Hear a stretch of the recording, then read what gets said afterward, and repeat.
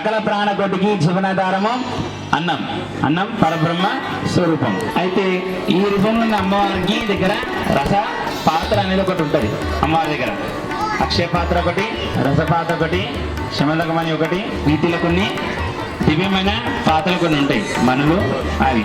అయితే ఈ రసపాత్రలు అంట ఎప్పుడు ఎవరు ఏది అడగడానికి మనసులో అనుకుంటారో అమ్మవారికి ఆ పాత్రలు అది ఆ విభవం అయిపోతుంది అంట. ఇప్పుడు నీకు పులిహోర కావాలనుకో, ఆ పులిహోర అమ్మవారు అందులోకి ఇచ్చేస్తారు. ఒకరు దద్దోజనం వెంబడే ఎంకొల్ని దద్దోజనం అనుకున్నాడు, వెంబడే దద్దోజనం అయిపోతుంది. ఆ తిన్న ఆ రసపాత్ర యొక్క ప్రాముఖ్యత అంత విధంగా ఉంటుందంట.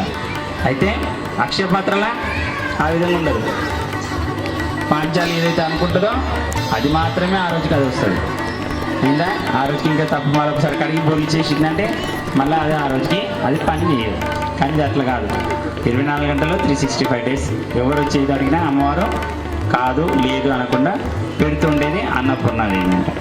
అయితే ఈ అన్నపూర్ణాదేవిని దర్శించడానికని ఆది భిక్షువైన ఈశ్వరుడే వెళ్ళి ఆ దేవత దగ్గర భిక్షాన్ని అడిగినంట.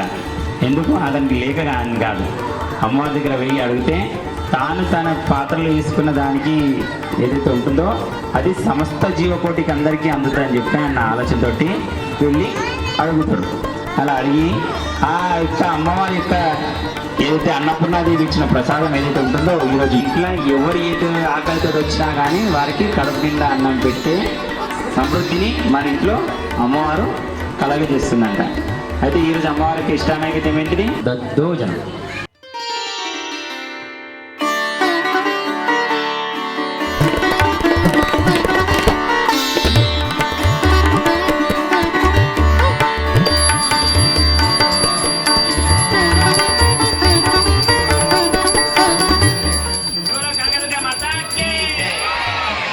శంకరాయ శంకరాయ శంకరాయ మంగళం, శంకరీ మనోహరాయ శాశ్వతాయ మంగళం, గురువరాయ మంగళం, దత్తాత్రేయ మంగళం, రాజరామ మంగళం, రామకృష్ణ మంగళం, అయ్యప్ప మంగళం, మణికంఠ మంగళం, శబరీశ మంగళం, ఛాత్రాయ మంగళం, మంగళం మంగళం నిత్య జయ మంగళం, మంగళం మంగళం నిత్య శుభ మంగళం, మంగళం మంగళం నిత్య జయ మంగళం.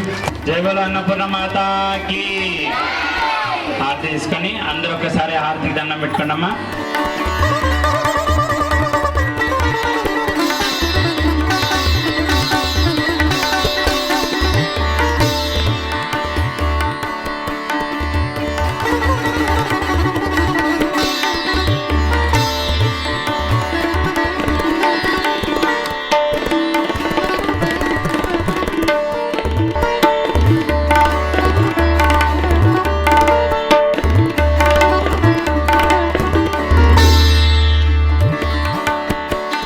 సునీత లక్ష్మీనారాయణ గారు మనకు ఈరోజు ప్రసాద వితరణ కార్యక్రమానికి మనకు ఆర్థిక సహాయాన్ని అందించినారు.